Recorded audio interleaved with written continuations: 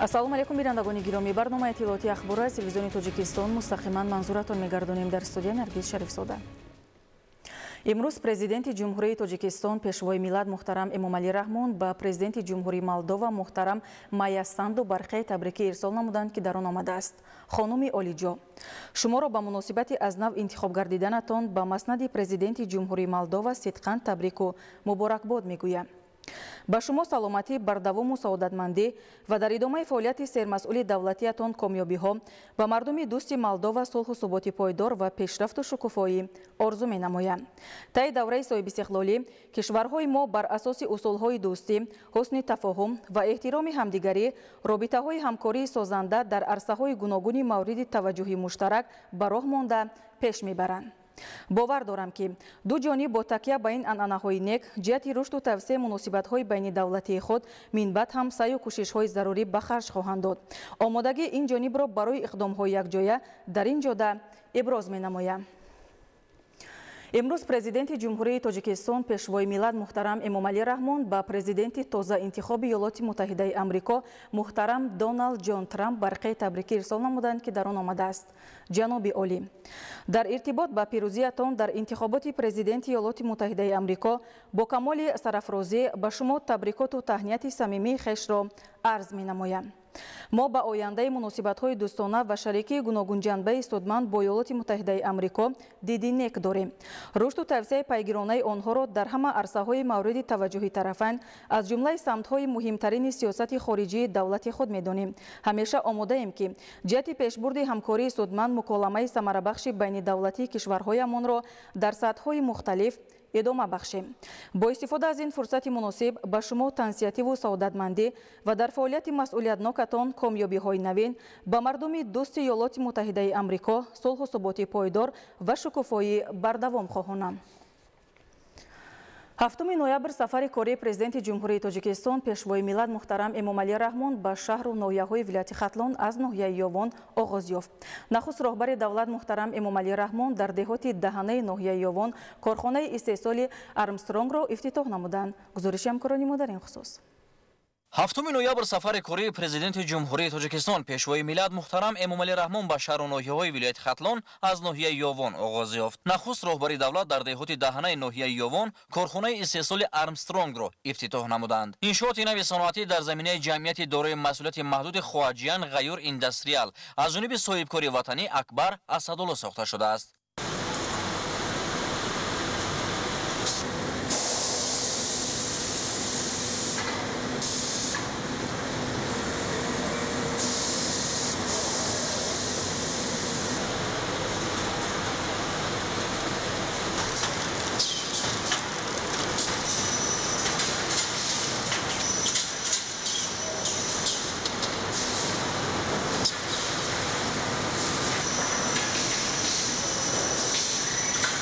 самти фаъолияти корхона истеҳсоли Армстронг буда талабот ба ин навъи маҳсулоти сохтмонӣ дар дохил ва хориҷи кишвар хеле зиёд аст. Армстронг маҳсулоти сохтмонӣ замонавӣ ва аз ҷиҳати экологӣ безарар буда дар ороиш ва зиннат додани дохили биноҳои гуногун васеъ истифода мегардад.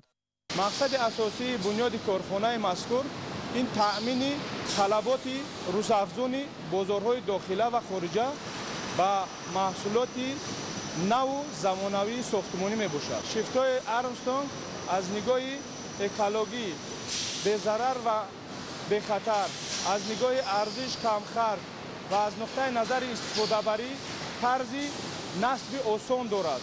зимни шиносоӣ бо фаъолияти корхона ба пешвои миллат муҳтарам Эмомалӣ Раҳмон иттилоъ доданд, ки хатҳои технологӣ аз ширкатҳои бонуфузи ҷаҳонӣ ворид шуда, иқтидори лоиҳавии он дар як сол ба 9 миллион адад Армстронг баробар мебошад. тибқи таҳлили бозори дохилӣ талабот ба Армстронг 3 миллион ададро ташкил намуда, боқимондаи он тибқи шаҳрнома ба дигар кишварҳо содир мегардад. бо таъсис ва ба фаъолият оғоз намудани иншооти нави саноатӣ 30 сокини маҳаллӣ бо кор ва маоши хуб таъмин гардиданд.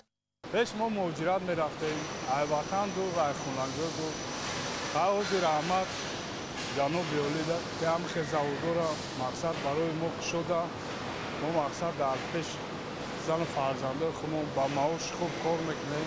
محصولات کارخانه عوض کننده واردات بوده در مجموع با 150 شکل و دیزاین معاصر استحصال می شود. همچنین امکان است که محصولات در اساس انتخاب دیزاین و فرمایش مزاجان آماده گردد. سرور دولت محترم امامعلی رحمان بنیاد چنین کارخانه ها را در سمت نائل شدن به هدف چهارم ملی صنعت کنونی با صورت کشور قدم استوار گفته. از جمله تاکید داشتند که وزارت چنین تدبیرها می تواند بر رشد اقتصادیات، تشکیل جایهای کاری نو، بلند برداشتن اقتدار صادراتی کشور و رقابت پذیری آن مساعدت نماید. در همین جا پرزیدنت کشور محترم امامعلی رحمان از نمایش محصولات کارخانه بازدید نموده از مسئولین طلب نمودند که به صفت استحصالات توجه بیشتر ظاهر نمایند. مورد به ذکر است که فرها شرکت وطنی غیرگروه با استفاده از دستگیری های پیوسته رهبر دولت نسبت به بخش خصوصی سال جاری 5 کارخانه استحصالی بنیاد نمودند که در آنها 600 نفر با کار و معاش خوب تامین شدند. 7 ноябр дар идомаи сафари кории президенти ҷумҳурии тоҷикистон пешвои миллат муҳтарам эмомалӣ раҳмон дар ноҳияи ёвони вилояти хатлон корхонаи гаҷкартони ҷамъияти дорои масъулияти маҳдуди файзиганҷро ба истифода доданд. 7 ноябр дар идомаи сафари кории президенти ҷумҳурии тоҷикистон пешвои миллат муҳтарам эмомалӣ раҳмон дар ноҳияи ёвони вилояти хатлон корхонаи гаҷкардони ҷамъияти дорои масъулияти маҳдуди файзигаҷро ба истифода доданд. корхонаи истеҳсоли гаҷкардон дар асоси дастуру супоришҳои пешвои миллат муҳтарам эмомалӣ раҳмон дар доираи нақшаи чорабиниҳои созандагӣ бахшида ба солгарди 35-уми истиқлоли давлатии ҷумҳурии тоҷикистон аз ҷониби соҳибкори маҳаллӣ файзализода шералӣ дар муддати бештар аз 1 сол бунёд гардид. зимни шиносоӣ бо раванди истеҳсолот ба сарвари давлат муҳтарам эмомалӣ раҳмон иттилоъ доданд ки фаъолияти корхонаи нави саноатӣ дар 3 баст ба роҳ монда шуда дар он асосан истеҳсоли гаҷкардон ва ғӯрагаҷҳои сохтумонӣ раҳандозӣ шудааст. коргоҳи нав имкон дорад ки дар 1 сол зиёда аз 500 000 метри мураббаъ гаҷкардон истеҳсол намояд ва тасмим аст ки дар ояндаи наздик ҳаҷми истеҳсолот то 1 миллион метри мураббаъ расонида шавад. дар корхона 45 сокини маҳаллӣ бо кор ва маоши хуб таъмин шуданд.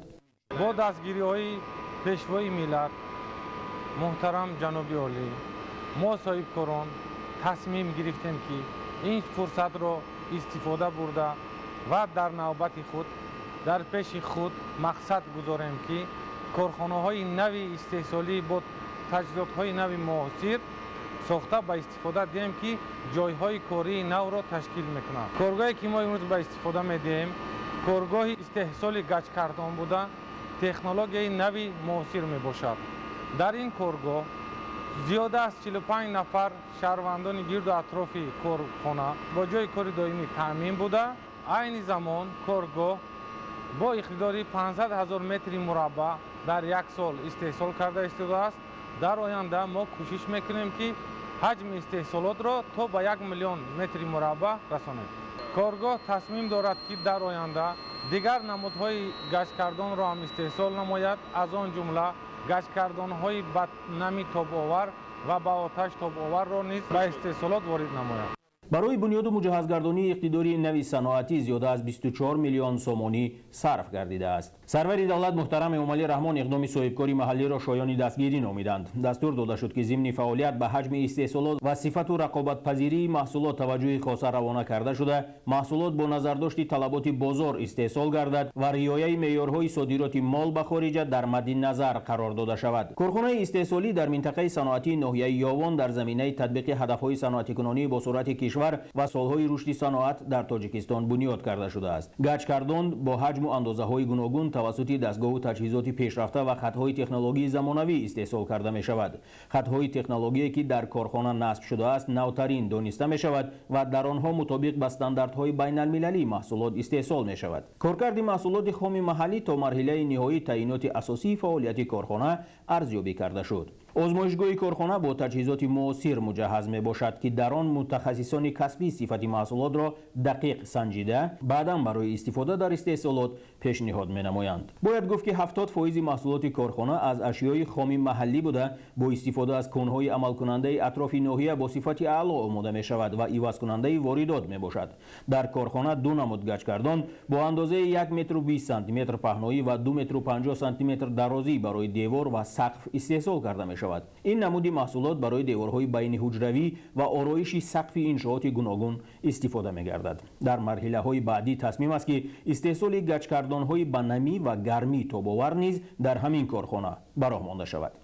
корхона фаъолияти истеҳсолии худро аз ширеш тахтасангҳо ва ғӯрагаҷҳо шурӯъ карда буд ва имрӯз номгӯии маҳсулотҳо дар корхонаи ҷдм файзи гаҷ ба 100 намуд расонида шуд ва сифати маҳсулоти мо аз дигар маҳсулотҳое ки аз хориҷи кишвар ворид мешаванд бартарият дорад ва имрӯз дар бозори дохилӣ маҳсулотҳои мо аллакай мақоми худро ёфтаанд. ҷамъияти дорои масъулияташ маҳдуди файзи гаҷ аз зумраи корхонаҳои муҳими истеҳсолӣ дар ноҳияи Ёвон буда аз соли 2014 амал мекунад. дар ин муддат корхона истеҳсоли 27 номгӯи маҳсулоти сохтмониро ба роҳ монда дар бозор мақоми худро пайдо кардааст ки аксарият таъиноти содиротӣ дорад. ҳоло дар ин корхона истеҳсоли густурдаи ғӯрагаҷҳои берунаву даруна, ғӯрагаҷҳо барои сақф ва ороиши берунаи бинову иншоот, барои корҳои гаҷкорӣ, ширешҳои тахтасангҳои ба обу намнокӣ тобовари дарун ва беруни бино, рангҳои эмулсионии шусташавандаву ба намӣ тобовар, профил ва ғайраҳо ба роҳ монда шудааст. корхона дар масоҳати 2.7 гектар ҷойгир шудааст ки бештар аз 1.5 гектари онро боғи дарахтони мевадиҳанда ташкил медиҳад. дар умум атрофи корхона бо назардошти таъиноти саноатӣ доштани он сабзу хуррам гардонида шудааст ки ин раванд ба беҳдошти вазъи экологӣ мусоидат мекунад. инчунин ширкати файзи гаҷ дар пайгирӣ аз иқдомҳои созандагии роҳбарияти олии сиёсии кишвар дар амалисозии ташаббусҳои бунёдкорӣ бобати истиқболи шоиста аз ҷашни бузурги миллӣ 35-солагии истиқлоли давлатии ҷумҳурии Тоҷикистон дар ноҳияи Ёвон ҳиссагузорӣ дорад. ҷамъият соли гузашта тасмим гирифта буд ки бинои иловагӣ дар мактаби миёнаи рақами 49 воқеъ дар ҷамоати Гулсара Юсупова сохта ба истифода диҳад. хурсандиовар он аст ки дар ин рӯзи 6 ноябр рӯзи Конститутсияи ҷумҳурии Тоҷикистон ҷамъият биноро ки дар ду баст бо 576 нафар хонанда таҳсил менамояд сохта ба истифода дод. аз дастгириҳои пешвои миллат муҳтарам ҷаноби олӣ мо соҳибкорон роҳи илҳоми тоза гирифта дар пеши худ мақсад гузоштем ва ният кардем ки барои гулгул шукуфонии Тоҷикистони азизамон дар оянда саҳми худро гузорем. ҷамъият дар оянда тасмим гирифтааст ки боз ҳам хатҳои нави технологӣ ворид намуда саҳми худро дар раванди истеҳсолот бештар созад. дар ҷамъияти дорои масъулияташ маҳдуди файзи гаҷ ба ҳайси роҳбари цехи истеҳсолӣ кору фаъолият менамоям. ин хати истеҳсолӣ аз хориҷи мамлакат ворид карда шуда дорои сифати баланд мебошад. дар корхонаи мо 45 нафар бо ҷои кор таъмин шуданд ки маоши хуб мегиранд ва бо хӯроки гарму сару либоси корӣ таъмин мебошад. мо ба роҳбарияти корхона миннатдории худамонро баён мекунем. пешвои миллат муҳтарам Эмомалӣ Раҳмон аснои шиносоӣ бо фаъолияти корхона ба соҳибкори ватанӣ барои саҳмгузорӣ дар раванди саноатикунонии кишвар арзи сипос карда дастур доданд ки ба масъалаи омодасозӣ ва бозомӯзии мутахассисон дар хориҷа таваҷҷӯҳ зоҳир карда ташаббусҳои созандагиву иҷтимоиро вусъат бахшад. 7 ноябр президенти ҷумҳурии Тоҷикистон пешвои миллат муҳтарам Эмомалӣ Раҳмон дар идомаи сафари корӣ дар ноҳияи Ёвон корхонаи истеҳсоли механизмҳои борбардори ширкати мошинсозии Дебанк Тоҷикистонро дар минтақаи саноати деҳоти Даҳана мавриди баҳрабардорӣ қарор доданд. гузориши ҳамкорони мо дар ин хусус. 7 ноябр президенти ҷумҳурии Тоҷикистон пешвои миллат муҳтарам Эмомалӣ Раҳмон дар идомаи сафари корӣ дар ноҳияи Ёвон корхонаи истеҳсоли механизмҳои борбардори ширкати мошинсозии Дебанк Тоҷикистонро дар минтақаи саноатии деҳоти Даҳана мавриди баҳрабардорӣ қарор доданд.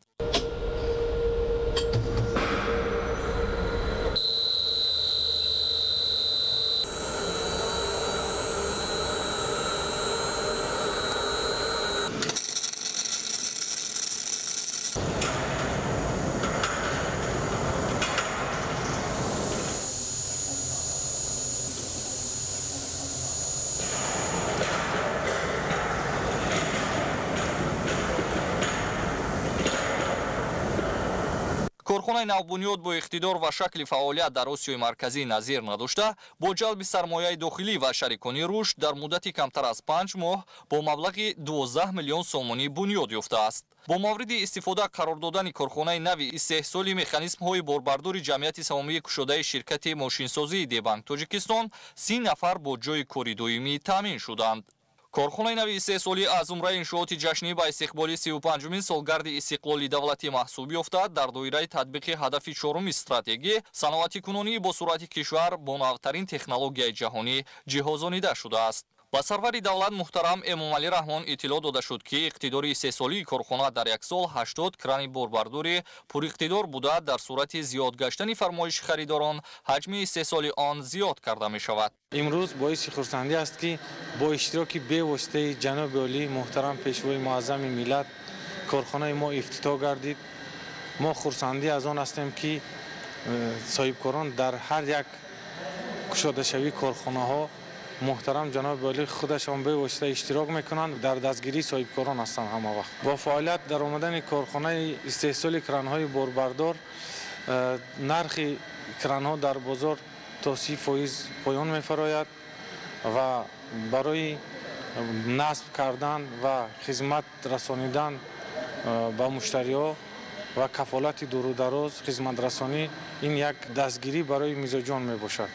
маҳсулоти корхона ивазкунандаи воридот буда ба содирот низ нигаронида шудааст. механизмҳои борбардори 3 солшаванда дар корхонаи навбунёд, ки пас аз озмоишу санҷишҳои мутахассисони соҳа насб карда мешаванд, тавоноии бардошти аз 4 то 12 тонна борро доранд.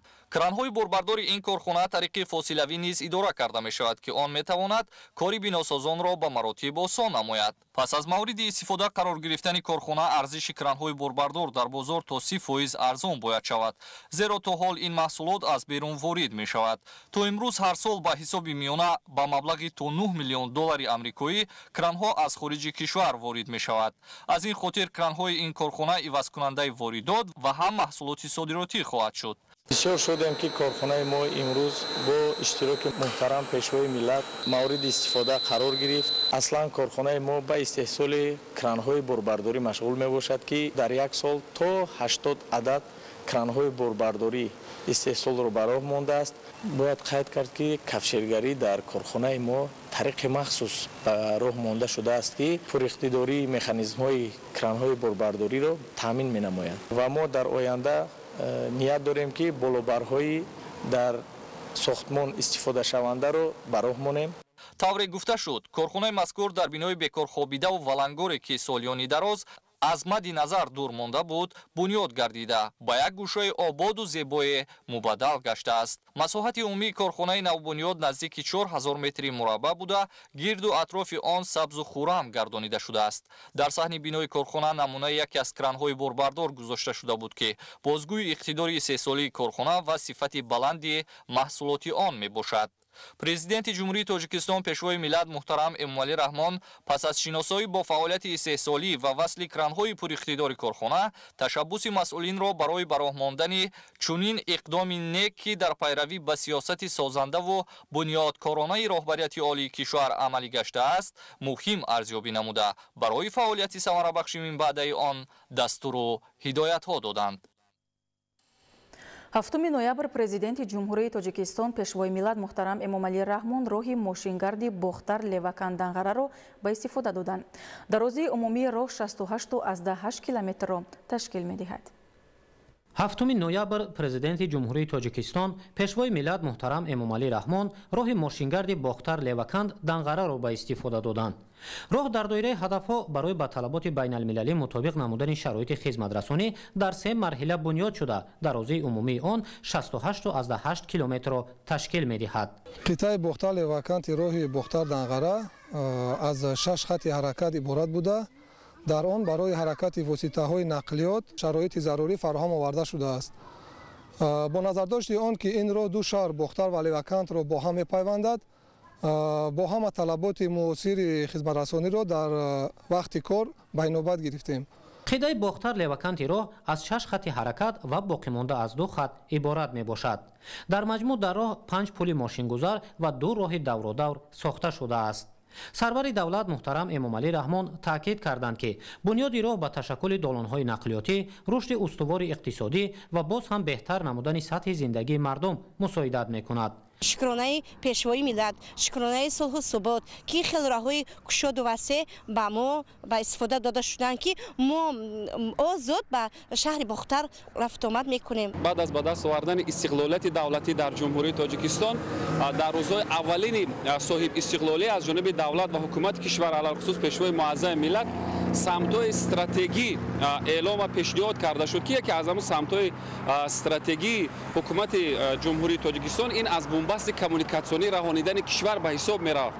خوشبختانه از ابتدای سالهای استقلالیت تا به امروز با تشبث و جانثاری‌های بی‌واسطه فرزانه ملت ما توانستیم که در آن همین مسئله استراتژی دولت از بنبست کمونیکاسیونی رهانیدن کشورمان به موفقیت‌های بی‌نظیر دست یافته باشه.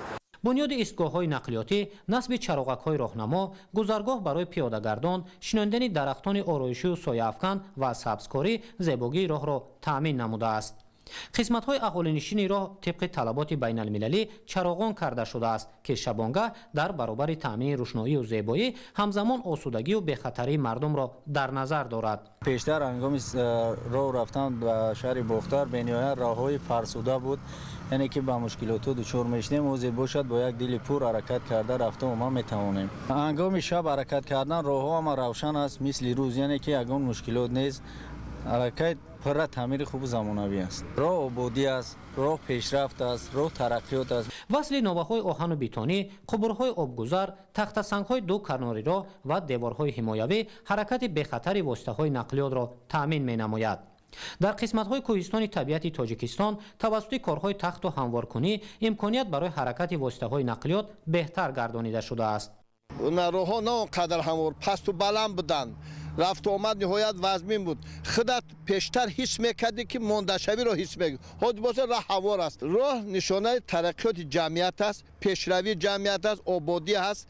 همه این زندگی خوب از این راه وابستگی دارد. این راه پیوندگری تمامی گوشه کناری نه تنها کشور بلکه بیرون از آن میشد و ما هنرمندان شهر لیوکن من بعد می توانیم که با همین راه آزادانه هنرهای بالای بانوان را به دیگر جایها بوده به معرض تماشا گذاریم و یا آن مهمانانی که به شهر ما تشریف میارند به واسطه همین راه آنها آزادانه از گذرگاه ما که گذرگاه هنرمندان در درآمدگاه شهر است دیدن نمایند و از هنری بالای بانوان شهر لیوکن برخوردار گردند. با سپارش سرور دولت در دایره همین لایحه 3 کیلومتر راههای داخلی شهر لیوکن نیز نوسازی خواهد شد. راه باختر لیوکن دنغره اهمیت زیادی اقتصادی و اجتماعی داشته برای بلند برداشتن حجم و صفت بارکشانی و مسافرکشانی زمینه میگذارد. دوران صاحب استقلالیت برای رشد همه ساحه‌ها شرایط بسیار خوب فراهم آورد که از برکت آن زندگی خلق روز به روز بهتر شده ایستاده است. استفاده راه برای صرفه سوزشواری، کشاندن محصولات خواجگی خلق، صادرات و واردات محصولات خواجگی خلق، صرفه سوزشواری، تامین جای کاری و در تمام فصل سال حرکت همه نمود نقلیات مساعدت میکند. بنیاد این و دیگر راههای دارای اهمیت بین المللی در سالهای استقلال دولتی امکان فراهم آورده است که قلمرو تاجیکستان برای دولت‌های منطقه همچون ترانزیت استفاده گردد. این یکی از قطعه‌های شاهراه بین المللی بختر، کلوب، خاروق و سرحدی چین می باشد.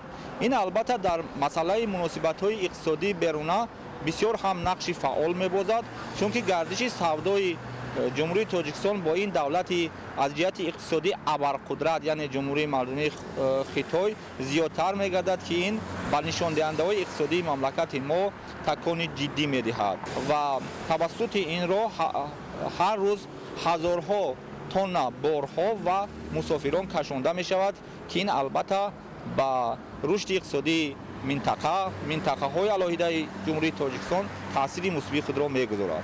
یادآور باید شد که کارهای ساختمانی در مرحله یکم راه ماشینگرد باختر لیوکن دنغره با اشتراک پرزیدنت جمهوری تاجیکستان پیشوای ملت محترم امامعلی رحمان ماه اکتبر سال 2021 آغاز گردیده بود. اجرای سریوقته سپارش‌های رهبر دولت امکان فراهم آورد که بنیاد راه در مهلت معین گردیده مطابق با طلبات لایحه‌ای به انجام رسانیده شود. شکرانه آزادی کشور، شکرانه تینجی و آسایشتگی، شکرانه پیشوای معظم ملت محترم جناب امامعلی رحمان می‌کنیم که برای ما ронандагон барои насли ояндаи кишвар ин қадар роҳҳои мунфарж карда ин қадар роҳҳои тоза озода ба истифода доданд ки душвор намекашем сари вақт ба шаҳри бухтар рафтан мерасем пеш вақт барои як шаҳри бухтар рафтан 2-3 соат вақт мегирад як бор ба шаҳри бухтар мерафти аллакай душворӣ ҳис мекарди мондашавӣ ҳис мекарди ҳоли аллакай 2 маротиб 3 маротиб озод меравӣ меоед умуман душворӣ ҳис намекунӣ раҳҳои хуб аст ин қадар раҳҳое ки кандаӣ буд теппаҳо ҳозир аллакай ҳама раҳҳо хуб шуданд ҳавор шуданд роҳ пайвандгари қалбҳост ин роҳ барои таҳкими дӯстии мо ҷавонон мусоидат мекунад дар охир сарвари давлат муҳтарам Эмомалӣ Раҳмон таваҷҷӯҳи масъулини дахлдори соҳа ва коргарону мутахассисонро ба нигоҳубини дурусти роҳ ҷалб карданд то ин ки солиёни зиёд барои боркашонию мусофиркашонӣ хизмат кунад. ин роҳҳо пайвандгари дилҳо ҳаст. ин роҳҳо моро бо ҳам наздик месозад ва пешрафти ояндаи моро бо ҳамдигар мустаҳкамтар месозад ва ваҳдату ягонагиро боз бештар менамояд. ҳамчунин президенти ҷумҳурии тоҷикистон пешвои миллат муҳтарам Эмомалӣ Раҳмон бо лоиҳаи бунёди роҳҳои мошингарди Данғара Гулистон ва Гулистон Фархор шинос шуда ба корҳои сохтмонӣ оғоз бахшиданд. қитъаи Данғара Гулистони роҳи дорои аҳамияти байналмилалии Душанбе Кулоб Хорух сарҳади Чин наздики 50 километрро ташкил намуда аз 4 хатти ҳаракат иборат хоҳад буд. роҳбари давлат муҳтарам Эмомалӣ Раҳмон таъкид карданд ки Тоҷикистон тавассути бунёди ҳамин гуна роҳҳои муосир ба яке аз ҳадафҳои стратегӣ табдил ёфтан ба кишвари транзитӣ ноил мегардад. طبق طلبات بین المللی راهسازی در قطعه دنغره گلستانی راه بین المللی دوشنبه خاروق خانه مادر و کودک، ایستگاه‌های نقلیاتی، گذرگاه‌های بالازمینی و زیرزمینی، پیاده‌راه و دیگر زیربنای نقلیاتی به نقشه گرفته شده است. مسافه عمومی قطعه گلستان فرخار باشد 29.6 کیلومتر را تشکیل نموده با جلب سرمایه خارجی و سهم حکومت جمهوری تاجیکستان ساخته می شود. مرحله یکم راه گلستان فرخار پنج دوستی جزء مهم شاهراه بین المللی بوده توسط مسیرهای خارجی برای دسترسی به بندرهای جهانی شرایط فراهم می‌آورد. ساختمان را امروز آغاز گردید و قسمت اول و آخری را از 4 خط حرکت عبارت و قسمت بینی راه از 2 خط حرکت عبارت میباشد. ما متخصصان داخل و خارجی گفته‌های رهبر دولت را سربشن کار خود کرده کار را در مهلت معین شده شرطنامه با صفت بلند به فرجام میرسد. های دنغره گلستان و گلستان فرخار در دایره تطبیق برنامه مقصدناک دولتی رشد کمپلکس نقلیات جمهوری تاجیکستان تا سال 2025 به خاطر تشکل دالان‌های نقلیاتی و به دولت ترانزیتی تبدیل دادن تاجیکستان اهمیت مهم می‌گذارد. طبق قرارداد کارهای ساختمانی در مرحله یکم تجدید راه ماشینگرد گلستان فرخار پنج دوستی یعنی تا فرخار باید تا ماه سپتامبر سال 2027 به انجام رسانیده شود. راهبر دولت محترم امامعلی رحمان با مسئولین برای در مهلت معین گردیده با صفت به انجام رسانیدن ساختمان و مطابق با طلبات بین المللی فراهم آوردن شرایط مساعد سفارش ها دادند. سرور دولت محترم امامعلی رحمان این راه را در رشد بارکشانی و مسافرکشانی، تجارت نزد سرحدی و پیشرفت سیاحی به سموحه ارزیابی نمودند. در همین روز از جانب پرزیدنت جمهوری تاجیکستان پیشوای ملت محترم امامعلی رحمان به مقامات اجرایی حاکمیت دولتی شهر لیوکند 6 تکنیک نوی نگهداری را هدیه کرده شد. 7 ноябр зимни сафари корӣ ба вилояти Хатлон президенти ҷумҳурии Тоҷикистон пешвои миллат муҳтарам Эмомалӣ Раҳмон дар шаҳри Леваканд бо бардоштани парда аз рӯи лавҳаи хотиравӣ парки инноватсионии саноатию технологиро мавриди баҳрабардорӣ қарор доданд. Парки инноватсионии саноатию технологӣ шаҳри Леваканд бо фарогирии 6 корхонаи истеҳсолӣ дар доираи дастуру супоришҳои президенти ҷумҳурии Тоҷикистон муҳтарам Эмомалӣ Раҳмон дар самти саноатикунонӣ бо суръати кишвар ва амалигардонии нақшаву барномаҳои рушди соҳаи саноат با اقدام صاحبکاری وطندوست خال محمد چیلازاده در همکاری با متخصصان چینی بنیاد گردیده است. مساحت عمومی پارک اینواتسیونی صنعتی و تکنولوژی شهر لیوکان 1.8 گکتار را در بر گرفته. آن دارای کارخانه کارکرد شیشه، کارگاه‌های استحصال مکرون، مواد شستشویی، دستپوشک، رنگ‌های ساختمانی، مبل، اینچنین بناهای معمولی و خواجگیداری، مغازه فروش محصولات کارگاه‌ها و انشاءات یاریرسان میباشد. ارزش لایحه‌ای پارک اینواتسیونی صنعتی و تکنولوژی زیاده از 30 میلیون سومانی را تشکیل می‌دهد. پرزیدنت جمهوری تاجیکستان محترم امامعلی رحمان در پارک اینواتسیونی صنعتی صنعتی و تکنولوژی نخست کارخانه کارکرد شیشه را مورد بهره برداری قرار دادند. کارخانه کارکرد شیشه در مساحت 2920 متر مربع بنیاد گردیده، در آن دستگاه و تجهیزات معاصر وارد و نصب کرده شده است. در کارخانه مذکور کارکرد شیشه و استحصال درو تیره‌های پلاستیکی و متالی راه اندازی گردیده است. با پیشوای ملت محترم امامعلی رحمان اطلاع داده شد که در کارخانه با استفاده از دستگاه و تکنولوژی نو کارکرد شیشه با اصولهای معاصر به راه مانده شده است. اقتدار سالانه کارخانه نو تأسیس کارکردی از 80 تا 90 هزار متر مربع شیشه را تشکیل می‌دهد.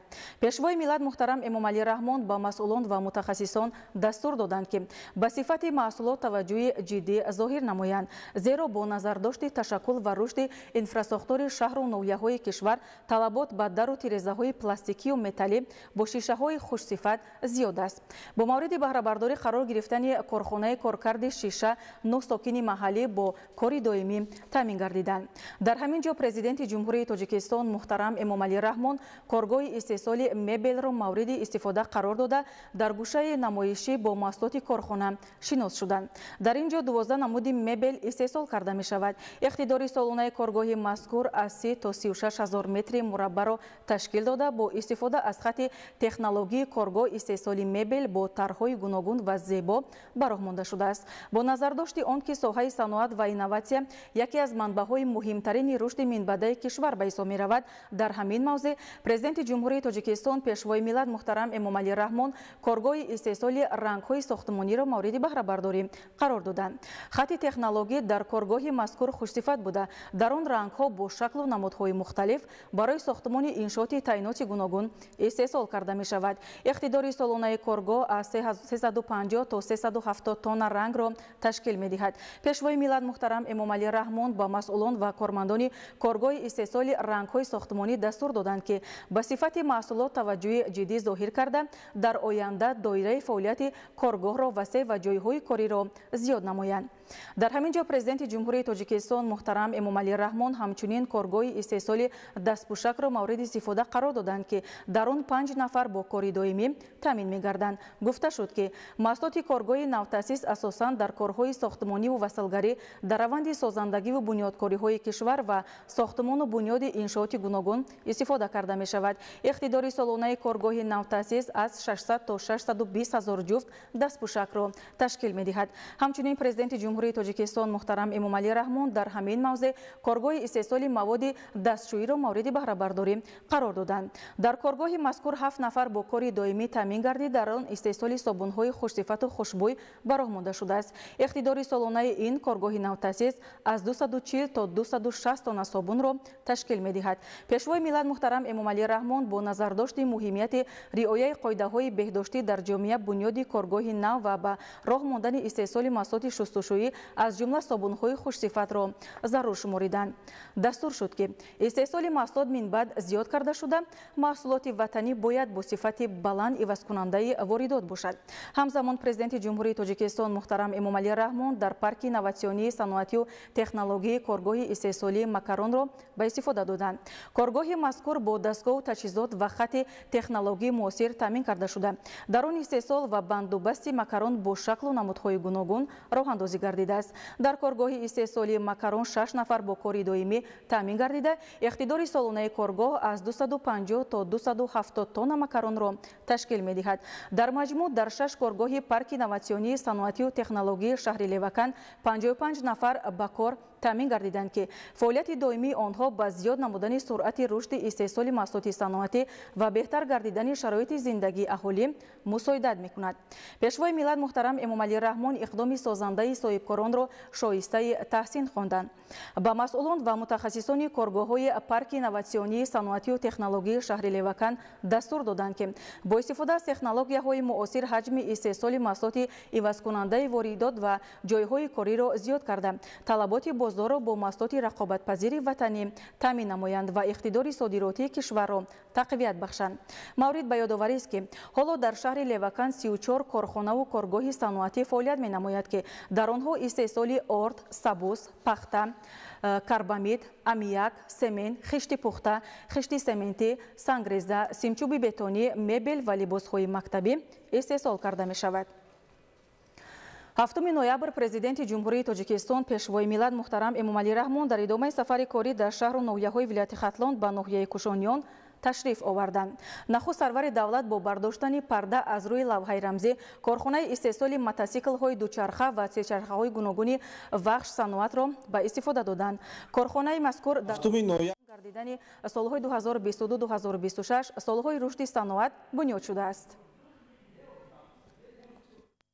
7 ноябр президенти ҷумҳурии тоҷикистон пешвои миллат муҳтарам Эмомалӣ Раҳмон дар идомаи сафари корӣ дар шаҳру ноҳияҳои вилояти Хатлон ба ноҳияи Кушониён ташриф оварданд.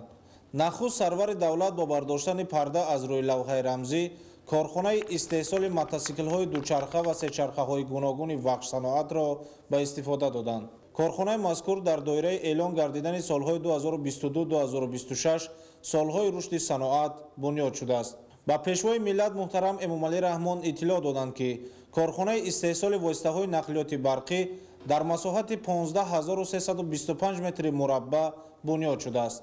корхонаи истеҳсолӣ аз 3 сехи истеҳсоли қисмҳои оҳании воситаҳои нақлиёт, қитъаи ба шаклдарории маҳсулоти фулӯзӣ, қитъаи кафшергариву сайқалдиҳии фулӯзот, сехи рангубордиҳии қисмҳои оҳанин, қитъаи рангдиҳию хушкунии ҷузъҳои калонҳаҷм ва хурдҳаҷми фулӯзӣ, инчунин сехи васлу насби ниҳоии воситаи нақлиёт иборат мебошад. дар ин ҷо ба сарвари давлат муҳтарам Эмомалӣ Раҳмон намунаи маҳсулоти истеҳсолшаванда муаррифӣ гардид. сол ба сол афзун гардидани талаботи аҳолӣ ва соҳаҳои гуногуни иқтисодиёти ватанӣ ва воситаҳои нақлиёти камасрафи барқӣ ва аз ҷиҳати экологии бехатар ва аз дастури ҳидоятҳои пешвои миллат президенти ҷумҳурии тоҷикистон муҳтарам Эмомалӣ Раҳмон ба мардуми шарифи тоҷикистон ва амалӣ гардонидани ҳадафи чоруми стратегияи миллии кишвар саноати кунонии босурат ва иҷроиши нишондиҳандаҳои стратегияи рушди саноат дар ҷумҳурии тоҷикистон барои давраҳои то соли 2030 соҳибкори ватанӣ Валии Фирдавс якҷо бо доираи соҳибкорон аз ҷумҳурии мардумии Чин корхонаи муосирро ки яке аз аввалин истеҳсолоти иқтисоди сабзи ҷумҳуриямон ба ҳисоб меравад бунёд намуданд. бо ба истифода супоридани иншооти мазкур تعدادی 51 نفر ساکنان محلی از جمله 48 نفر متخصصان محلی و 3 نفر متخصصی با تجربه خارجی به جای کار دائمی و مزد مهنت مناسب تامین کرده شدند. اثنای شناسایی سرور دولت محترم امامعلی رحمان با مسئولین سپارش دادند که 20 عرابچه معیوبی به معیوبان ناحیه تحفه نمایند. در کارخانه استحصال زیاده از 30 نمود چنین واسطه نقلیات از جمله 5 نمود موتورسیکل، 6 نو موتورولر، 5 خیل سکوترهای دوچرخه و 5 گونه سه‌چرخه به راه مانده شده است. اقتدار استحصالی کارخانه وابسته به طلبات بازار داخلی در یک ماه تا 800 واسطه نقلیات و در یک سال 9800 عدد را تشکیل می‌دهد. ما یک گروه جوانان از ناحیه قشانیان شهرک بختریان میانه‌داری خود را بیان می‌کنیم با پرزیدنت جمهوری تاجیکستان محترم امامعلی رحمان که در دهه‌مان یک کارخانه صنعتی ساخته به استفاده دادند. تکنولوژی معاصر نصب گردیده امکان می‌دهد که واسطه‌های نقلیات با صفت استحصال گردیده برای صادرات نیز مطابق است. پیشوای ملت محترم امامعلی رحمان به صاحبکار وطنی و مسئولین ساحه مصلحت دادند که در آینده تا 90% تجهیزات و قسم‌های احتیاطی نقلیات برقی را در داخل کشور استحصال نمایند. سرور دولت محترم امامعلی رحمان برای رشد صنعت ماشینسازی در ناحیه و در مجموع با تولید محصولات عوض کننده واردات تقویت بخشیدن اقتدار استحصالی اینچنین باز هم زیاد نمودن کارخانه‌های نوی صنعتی به مسئولین ساحه دستور و سفارش‌های مشخص دادند. سرور دولت محترم امامعلی رحمان بعد از افتتاح کارخانه استحصالی وخش صنعت در همین جا با حاصل فراوان زراعتکاری ناحیه کشانیان شناس شده به مهنت صادقانه اهل زحمت بهای بلند دادند. تاکید شد که نقلیات سبک و برقی این کارخانه به آسان نمودن مشکلی خواجگیداران و صاحبکاران دهات مساعد است. فراوانی محصولات کشاورزی در زمین‌های کشت از مهنت سازنده و استفاده ثمرناک هر یک قطعه زمین کارم در ناحیه کشانیان شهادت می‌دهد. در نمایشگاه بهترین نوع‌های محصولات کشاورزی از جمله سبزیجات، انواع گوناگون میوه در شکل تر و خشک، پالزی و غله‌دانگی و لوبیاگی‌ها موجود بود. президенти кишвар муҳтарам Эмомалӣ Раҳмон ба масъулин барои боз ҳам баланд бардоштани иқтидори истеҳсолӣ, беҳдошти фарҳанги заминдорӣ, истифодаи заминҳои бекорхобида, ҷорӣ намудани технологияҳои пешрафта ва баланд бардоштани ҳавасмандии самдорон дастуру тавсияҳо доданд. 7 ноябр президенти ҷумҳурии Тоҷикистон пешвои миллат муҳтарам Эмомалӣ Раҳмон дар шаҳраки Бӯстонқалъаи ноҳияи Кушонёни вилояти Хатлон маркази ташхисию табобатӣ ва барқарорсозии бемориҳои асабро мавриди баҳрабардорӣ қарор доданд. Маркази ташхисию табобатии Авитсена дар доираи тадбирҳои ободонию созандагӣ ба истиқболи ҷашни 35-солагии истиқлоли давлатӣ аз ҷониби соҳибкори маҳаллӣ Расулҷон Ашуров бунёд шуда, дар он шароити муосири ташхису табобат барои аҳолии ноҳия фароҳам оварда шудааст.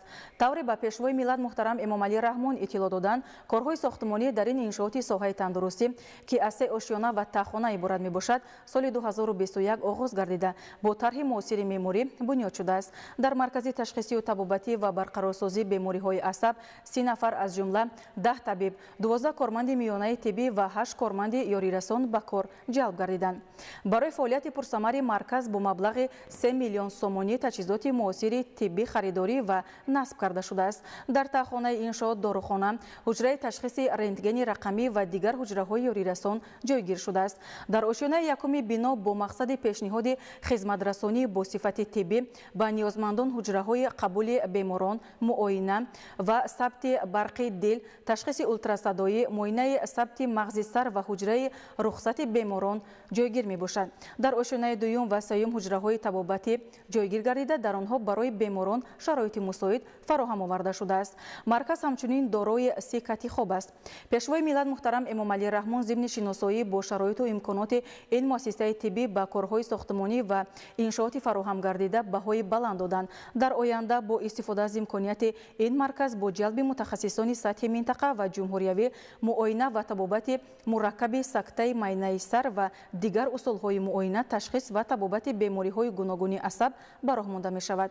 Бо оғоз гардидани фаъолияти маркази ташхисию табобатӣ ва барқарорсозии бемориҳои асаб, аҳолӣ имкон доранд ки барои ташхису табобат бе харҷи маблағи зиёд ва сарфаи вақт дар назди хонаҳои худ аз хизматрасонии он истифода баранд.